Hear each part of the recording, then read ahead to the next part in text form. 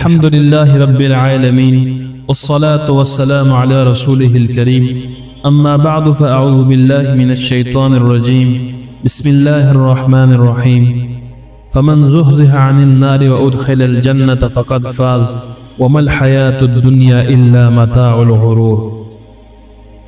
انتہائی قابل احترام بھائیوں، بزرگوں اور دوستوں، اللہ تبارک و تعالی نے مجھے آپ کو اس دنیا کے اندر مختصر سے عرصے کے لیے بھیجا ہے۔ اس دنیا کے اندر اللہ پاک نے انسان کو تھوڑا سا اختیار دیا ہے، تھوڑے وقت کے لیے دیا ہے، پورا اختیار نہیں دیا۔ پورا اختیار دیتے تو دنیا میں کوئی بیمار نہ ہوتا، کوئی بوڑھا نہ ہوتا، کوئی ہارتا نہیں، اکثر و بیشتر موت کو نہیں چاہتے تو کوئی مرتا بھی نہیں۔ لیکن انسان کو اللہ پاک نے پورا اختیار نہیں دیا، تھوڑا اختیار دیا ہے۔ بھلے اور برے کا یہ ہاتھ اللہ پاک نے دیا ہے، اس سے یتیموں اور مسکینوں کو جا کے روٹی تقسیم کر سکتا ہے، اور اس کے اندر یہ بھی طاقت ہے کہ دوسرے کے ہاتھ سے روٹی چھین سکتا ہے۔ یہ دونوں طاقتیں اللہ نے دی ہیں۔ ماں کے پیٹ کے اندر تو انسان مجبور محض ہے، جیسا بنا دیا ویسا بن گیا، لڑکا بنایا لڑکی بنائی، کالا بنایا گورا بنایا، زیادہ سمجھ والا کم سمجھ والا، جیسا بنایا ویسا بن گیا۔ وہاں تو کوئی اختیار نہیں، جس خاندان میں چاہا اس خاندان میں بھیجا، جس قوم میں چاہا اس قوم میں پیدا کیا۔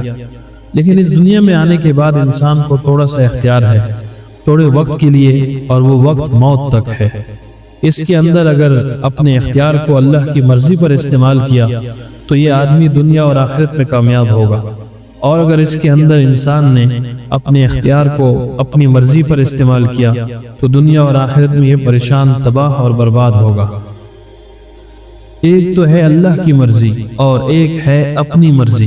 اللہ کی مرضی پر چلنے میں ایک مجاہدہ ہے، اپنی مرضی کو چھوڑنا پڑتا ہے، اور اپنی مرضی پر چلنے کے اندر شروع میں ایک سہولت ہے، وہ یہ کہ آدمی جی چاہی پر چلتا ہے، لیکن اللہ کی مرضی کے چھوٹ جانے پر اللہ ناراض ہوتا ہے، اور اللہ پاک کا ناراض ہونا بہت بڑی مصیبت ہے۔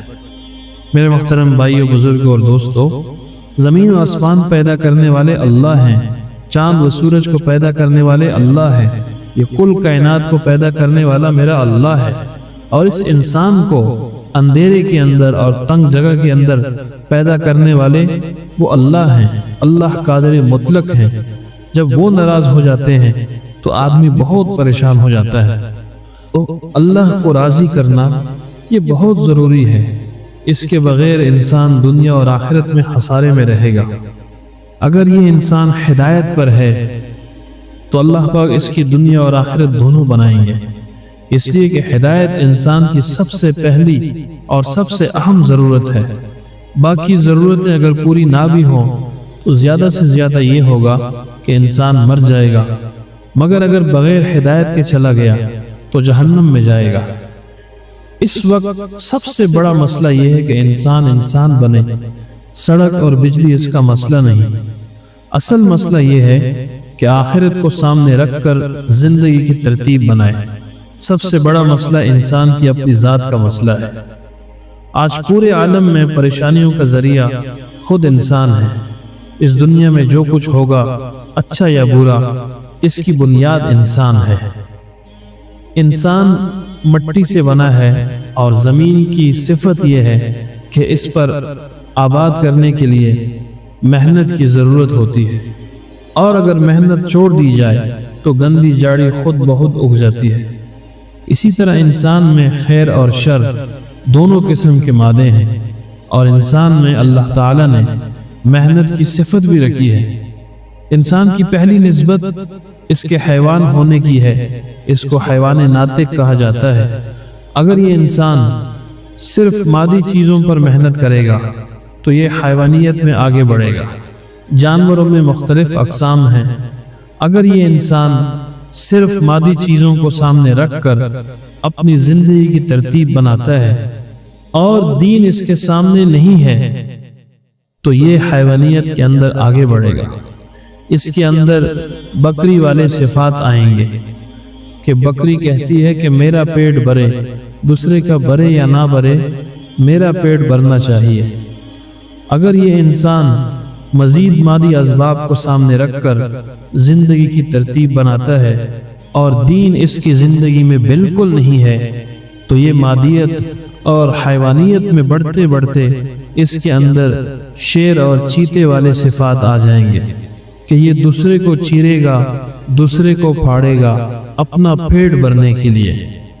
اور اگر یہ انسان مادیت میں مزید آگے بڑھے اور دین اسلام اس کے سامنے نہ ہو تو حیوانیت میں بڑھتے بڑھتے اس کے اندر سانپ والے صفات آ جاتے ہیں کہ یہ کہتا ہے کہ میرا کام دوسرے کو ڈسنا ہے، چاہے میرا فائدہ ہو یا نہ ہو۔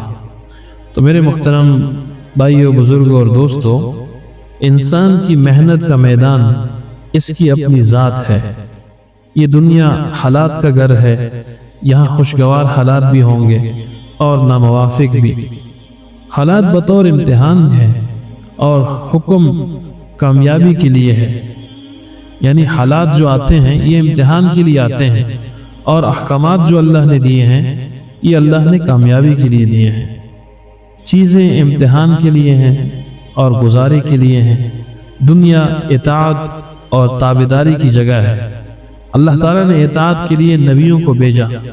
اطاعت مذہب کی روح ہے۔ مال اور جان اللہ تعالیٰ نے اپنی اطاعت کے لیے دی ہیں۔ دین نام ہے اطاعت کا کہ دین کے بغیر نہ کوئی کامیاب ہوا نہ ہوگا۔ قوم عاد طاقت والی تھی مگر ناکام ہو گئی، قوم سمود صنعت والی تھی مگر ناکام ہو گئی، قوم شعیب تجارت والی تھی مگر ناکام ہو گئی، قوم سبا بغات والی تھی مگر ناکام ہو گئی۔ اور جو لوگ حضرت نوح علیہ السلام پر ایمان لائے وہ توڑے تھے، مگر اللہ تعالیٰ نے اقلیت والوں کو کامیاب کیا اور اکثریت والوں کو ناکام کیا۔ اقلیت کامیاب ہوئی دین اسلام کی برکت سے۔ دین اسلام کی برکت سے اللہ تعالیٰ طیب زندگی دیتے ہیں، اور بے دینی کی وجہ سے اللہ تعالیٰ دلوں کو تنگ کر دیتے ہیں۔ دین نام ہے اطاعت کا، اللہ اور رسول اللہ صلی اللہ علیہ وسلم کی تابعداری۔ جتنی اطاعت اتنی ہدایت۔ اطاعت کو ہدایت کا دروازہ قرار دیا گیا ہے۔ اطاعت کا مفہوم یہ ہے کہ دلوں میں یہ یقین آ جائے کہ سب کچھ اللہ تعالیٰ سے ہوگا اور جان و مال کا استعمال صحیح ہو جائے۔ جس کو ہدایت ملتی ہے وہ اپنے آپ کو آزاد نہیں سمجھتا، بلکہ اللہ تعالیٰ کی محبت کے ساتھ اس کی اطاعت کرتا ہے۔ اللہ تعالیٰ نے کسی کو نکما نہیں پیدا کیا، ہر کسی میں کوئی نہ کوئی خیر رکھی ہے۔ اللہ تعالیٰ نے انسانیت کی ہدایت کے لیے انبیاء علیہ السلام کو مبعوث فرمایا، اور حضور صلی اللہ علیہ وسلم پر اللہ رب العزت نے نبوت کا دروازہ بند فرما دیا۔ حضور اکرم صلی اللہ علیہ وآلہ وسلم صرف نبی ہی نہیں بلکہ آخری نبی ہیں۔ علماء انبیاء کے وارث ہیں۔ علماء کا یہ کام ہے کہ وہ لوگوں کو اللہ کی طرف دعوت دیں، اللہ کی دین کی طرف بلائیں، اور اس کے ساتھ ساتھ ہر آدمی میں جو استعداد، جو صلاحیت اللہ نے رکھی ہے وہ اس صلاحیت کو استعمال کرے، لوگوں کو اللہ کی طرف دعوت دے۔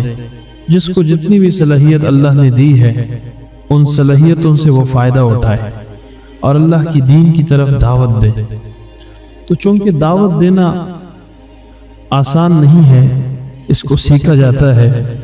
اس کے لیے کہا جاتا ہے کہ اللہ کے راستے میں نکل کر تھوڑا سا وقت فارغ کرے اور ماحول میں جائیں، اپنے ایمان پہ، اپنے یقین پہ محنت کریں، اپنے نمازوں کو بنائیں، ذکر سیکھیں، اخلاص سیکھیں اور دعوت دینے کا طریقہ سیکھیں۔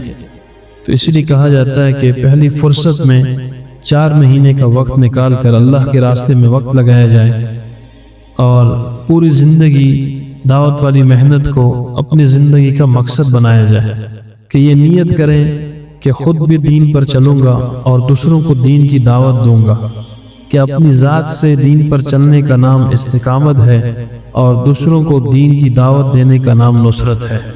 تو استقامت اور نصرت کہ خود بھی دین پر چلنا ہے اور دوسروں کو بھی دین کی دعوت دینی ہے۔ تو اس کے لیے انشاءاللہ ارادے فرمائیں، اللہ سے مانگیں اور مانگتے رہیں اللہ سے، خود اپنے لیے بھی ہدایت مانگیں، ساری انسانیت کے لیے ہدایت مانگیں، اور کوشش کریں اپنی زندگی میں ایک بار ضرور 4 مہینے لگا کر اس محنت کو دیکھ لیں، قریب سے اس کو سیکھ لیں، انشاءاللہ بہت نفع ہوگا اس میں۔ تو اس کے لیے سارے ساتھی ارادے فرمائیں۔